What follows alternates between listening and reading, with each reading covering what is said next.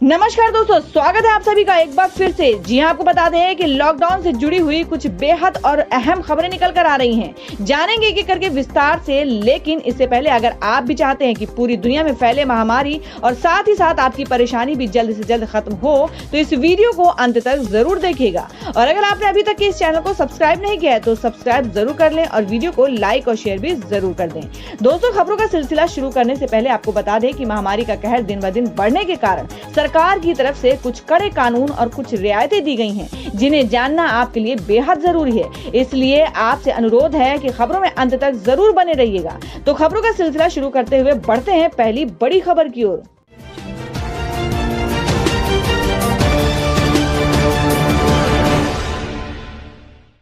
तो दोस्तों, आज की जो पहली बड़ी खबर निकल कर आ रही है, आपको बता दें कि गृह मंत्रालय ने 31 मई तक लॉकडाउन बढ़ाने का किया ऐलान। जाने क्या है नई गाइडलाइन में।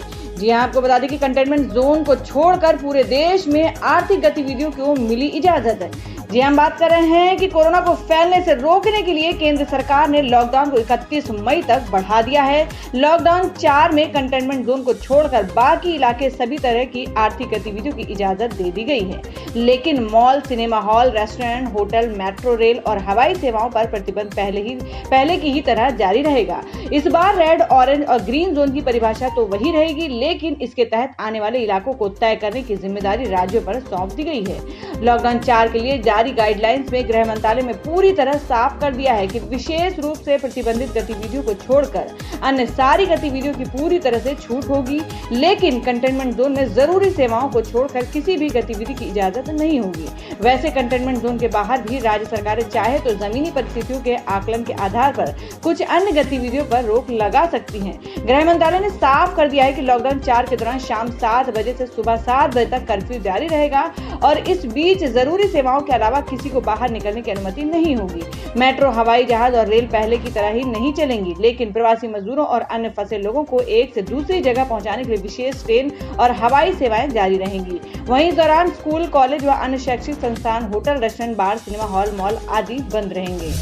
और अब बता दें कि महाराष्ट्र में बदतर हुए हालात। देश में 24 घंटे में 120 लोगों की जान गई। 4,987 नए मामले सामने आए हैं। जी आपको बता दें कि महाराष्ट्र में कोरोना संकट से जूझ रहे देश की तस्वीर को और बदरंग कर दिया है।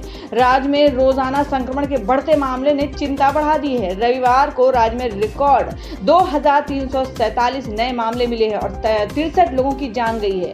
महाराष्ट्र के साथ ही तमिलनाडु, दिल्ली और गुजरात में सामने आए नए मामलों के चलते देश में संक्रमितों की संख्या 90,000 को पार कर गई है। अब तक के 2800 से ज्यादा लोगों की जान भी जा चुकी है। आपको बता दें कि केंद्रीय स्वास्थ्य मंत्रालय के मुताबिक बीते 24 घंटे में संक्रमण से 120 लोगों की जान गई है, जिसके साथ देश में कोरोना से जान जाने वालों की संख्या 2,872 हो गई है। और अब अगली खबर निकल कर आ रही है कि तपती धूप में प्रवासी श्रमिकों का सफर आसान कर रही छत्तीसगढ़ सरकार। बांटे जा रहे जूते और चप्पल। जी आपको बता दें कि हजारों किलोमीटर का पैदल सफर तय कर रहे प्रवासी श्रमिकों को छत्तीसगढ़ की सीमा में पहुंचने पर कुछ राहत मिल रही है। छत्तीसगढ़ सरकार राज्य से गुजरने वाले सभी श्रमिकों के खाने पीने और स्वास्थ्य जांच की व्यवस्था कर रही है। इसके साथ ही उन्हें उनके राज्यों की सीमा तक छोड़ने के लिए बसों का इंतजाम भी किया जा रहा है। मुख्यमंत्री भूपेश बघेल की पहल पर उनके लिए जूता और चप्पल की भी व्यवस्था की जा रही है। राज्य की सीमा पर सहायता केंद्र बनाए गए हैं। कई श्रमिकों और उनके परिवार तपती धूप में नंगे पांव ही राज्य की सीमा में पहुंच रहे हैं। मुख्यमंत्री भूपेश बघेल की पहल पर अब ऐसे लोगों को जूता चप्पल भी पहनाया जा रहा है। अब तक 2 लाख से अधिक प्रवासी श्रमिक छत्तीसगढ़ के रास्ते झारखंड, बिहार, तेलंगाना और ओडिशा के लिए रवाना हुए हैं। करीब 100 बसें राजनांदगांव में महाराष्ट्र की सीमा पर लगाई गई हैं। महाराष्ट्र और गुजरात से प्रतिदिन 15,000 से अधिक श्रमिक बागनदी चेक पोस्ट से राजनांदगांव के रास्ते छत्तीसगढ़ की सीमा से प्रवेश कर रहे हैं। इसमें कुछ छत्तीसगढ़ के रहते हैं, बाकी झारखंड, बिहार, ओडिशा, बंगाल और उत्तर प्रदेश आदि राज्यों के हैं। और अब अगली बड़ी खबर बता दें कि सीतारमण ने राहुल को बताया ड्रामेबाज। सोनिया से की हाथ जोड़कर अपील, सुरजेवाला ने दिया जवाब। जी आपको बता दें कि वित्त मंत्री निर्मला सीतारमण ने रविवार को राहत पैकेज की आखिरी किस्त का ऐलान किया है। इस दौरान उन्होंने पैदल घर जा रहे प्रवासी मजदूरों के मुद्दे पर विपक्ष को घेरा। उन्होंने राहुल गांधी की उस तस्वीर पर भी सवाल उठाया जिसमें वे सड़क पर बैठकर प्रवासी मजदूरों से बात कर रहे थे।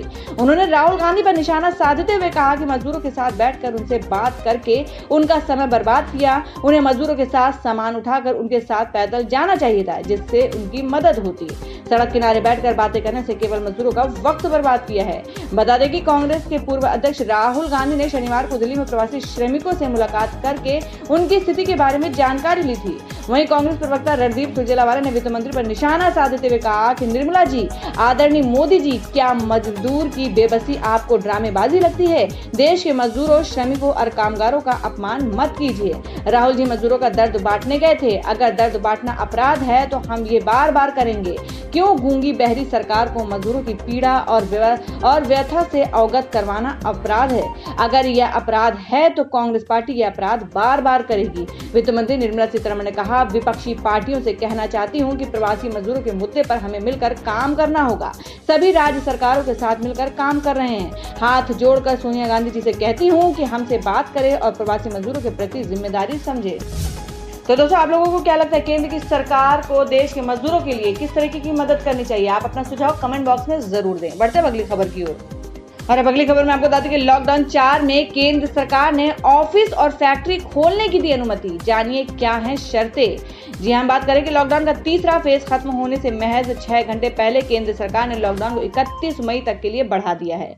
हालांकि केंद्र सरकार ने इस बार आर्थिक गतिविधियों को लेकर शर्तों के साथ कई तरह की छूट भी दी है। गृह मंत्रालय की ओर से रविवार शाम जारी गाइडलाइंस के मुताबिक कर्मचारी अब ऑफिस जा सकते हैं। फैक्ट्री और औद्योगिक इकाइयों को खोलने की भी छूट मिल गई है। हालांकि जहां तक संभव हो वर्क फ्रॉम होम को जारी रखने को कहा गया है। कार्यस्थलों पर प्रवेश और निकास के समय थर्मल स्कैनिंग, हैंड सैनिटाइजिंग आदि की व्यवस्था करने को कहा गया है। पूरे कार्यस्थलों को नियमित तौर पर सैनिटाइज करना होगा। कर्मचारियों के बीच में दूरी सुनिश्चित करनी होगी। शिफ्ट के बदलाव और लंच ब्रेक में भी गैप रखने को कहा गया है। गाइडलाइंस में कहा गया है कि सभी दुकानें सुनिश्चित करें कि उनके ग्राहक एक दूसरे से 6 फुट की दूरी पर रहें और एक समय पर 5 लोगों से ज्यादा को वहां रहने की अनुमति न दें। स्थानीय प्रशासन सुनिश्चित करे कि निषिद्ध क्षेत्र के बाहर स्थित सभी दुकानें और बाजार अलग अलग समय पर खुले। लॉकडाउन 4 में निषिद्ध क्षेत्रों में स्थित दुकानों और मॉल के अलावा सोमवार से सभी दुकानों को अलग अलग समय पर खोलने की अनुमति है। गौरतलब है कि राष्ट्रीय आपदा प्रबंधन प्राधिकरण NDMA ने रविवार शाम एक आदेश जारी कर राष्ट्रीय आपदा प्रबंधन कानून 2005 के प्रावधान के तहत कोरोना वायरस संक्रमण को फैलने से रोकने के लिए देश भर में लागू लॉकडाउन को 31 मई तक के लिए बढ़ा दिया है। देश में कोविड-19 संक्रमण में जान जाने वालों का आंकड़ा रविवार को 2872 तक पहुंच गया है। और अब अगली खबर में आपको बता दें कि रेलवे ने कहा कि लॉकडाउन 4 में सिर्फ स्पेशल ट्रेनें, पार्सल और मालगाड़ियां ही चलाई जाएंगी। जी हम बात करेंगे, भारतीय रेल ने रविवार को कहा कि लॉकडाउन के चौथे चरण के दौरान श्रमिक स्पेशल, दूसरे स्पेशल ट्रेन, पार्सल सेवाएं और मालगाड़ियों का ही परिचालन होगा। सरकार ने चौथे चरण में लॉकडाउन को 31 मई तक के लिए बढ़ा दिया है। भारतीय रेल ने अपनी सभी नियमित यात्री गाड़ियों के परिचालन पर 30 जून तक रोक लगा दी है। रेलवे ने कहा कि रेल परिचालन के संबंध में लॉकडाउन के तीसरे चरण के दौरान जारी किए गए दिशा निर्देश लागू रहेंगे। तीसरा चरण रविवार 17 मई तक के लिए घोषित किया गया था। देश में 25 मार्च से जारी लॉकडाउन के सभी चरणों के दौरान पार्सल सेवा और मालगाड़ियों का संचालन होता रहा है। वहीं प्रवासी मजदूरों को उनके गृह राज्य तक ले जाने के लिए रेलवे ने 1 मई से श्रमिक स्पेशल ट्रेन चलाना शुरू किया है। वहीं आम लोगों के लिए राजधानी एक्सप्रेस के मार्ग पर निश्चित दिशा निर्देशों के तहत 15 जोड़ी रेलगाड़ियों का संचालन कर रहा है। भारतीय रेल के प्रवक्ता RD वाजपेयी ने कहा कि रेल परिचालन में कोई बदलाव नहीं किया गया है। ये लॉकडाउन के तीसरे चरण के अनुरूप भी रहेगा। श्रमिक स्पेशल और 15 जोड़ी दूसरी स्पेशल ट्रेनें चलती रहेंगी। वहीं पार्सल सेवा और मालगाड़ी भी चालू रहेगी। तो दोस्तों, खबरों में आगे बढ़ने से पहले जान लेते हैं आज के माइंड क्विज के सवाल को। आज का सवाल है, आपको बताना है कि केरल के राज्यपाल का क्या नाम है। इसका जवाब आपको वीडियो के नीचे कमेंट बॉक्स में देना है और सही जवाब देने वालों को रैंडमली सिलेक्ट किया जाएगा और वो जीत सकते हैं बम्पर पुरस्कार। बढ़ते हैं अगली बड़ी खबर की ओर। जो अगली बड़ी खबर आ रही है कि महाराष्ट्र ने 7,200 कैदियों को रिहा किया, 10,000 और छोड़े जाएंगे। जी आपको बता दें कि महाराष्ट्र में कोरोना वायरस महामारी के बीच जेलों में भीड़ कम करने के लिए अब तक के 7,200 से ज्यादा कैदियों को रिहा किया जा चुका है। अधिकारियों ने मंगलवार को बताया कि करीब 10,000 और कैदियों को जल्द रिहा किया जाएगा।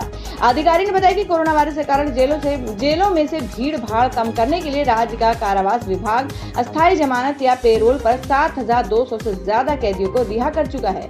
उच्चतम न्यायालय ने राज्यों और केंद्र शासित प्रदेशों को निर्देश दिया था कि कोरोना वायरस के मद्देनजर जेलों में से भीड़ भाड़ कम करने के वास्ते कैदियों को पेरोल पर छोड़ने पर विचार करने के लिए एक समिति गठित की जाए। इसके बाद राज्य सरकार ने कहा था कि जिनकी सजा की अवधि 7 साल से कम है, ऐसे करीब 11,000 कैदियों को अस्थायी रूप से रिहा किया जाएगा।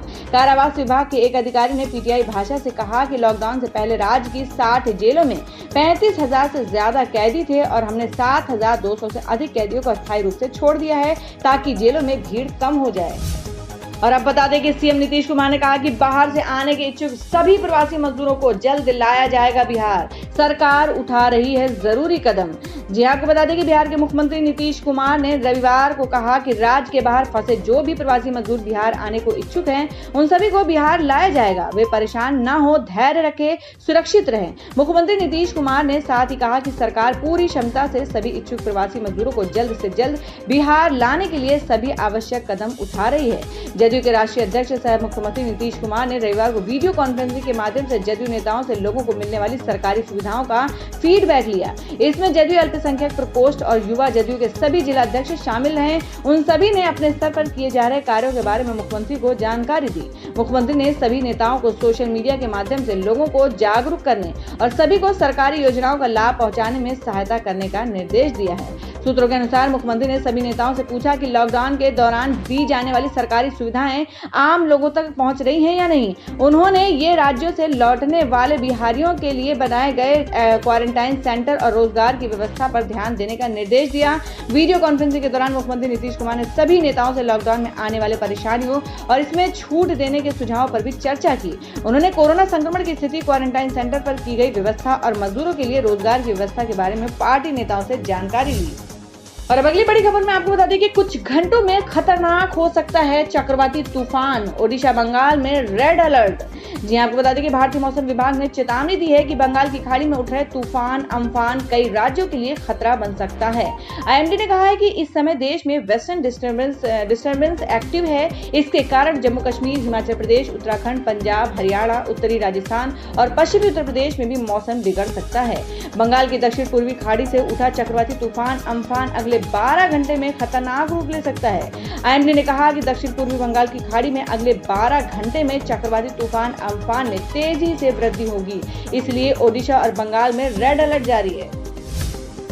तो दोस्तों, ये थी अब तक की सभी बड़ी खबरों की अपडेट से टुडे ब्रेकिंग न्यूज और लेटेस्ट खबरों को देखने के लिए हमारे चैनल ऑसम ज्ञान हिंदी न्यूज चैनल से जुड़े रहिए और हमारे वीडियो को लाइक शेयर जरूर कर दें अपने दोस्तों और रिलेटिव्स के साथ। तो दोस्तों, फिर मिलेंगे काम की खबरों और सरकारी योजनाओं की एक और नई वीडियो के साथ। तब तक के लिए धन्यवाद दोस्तों।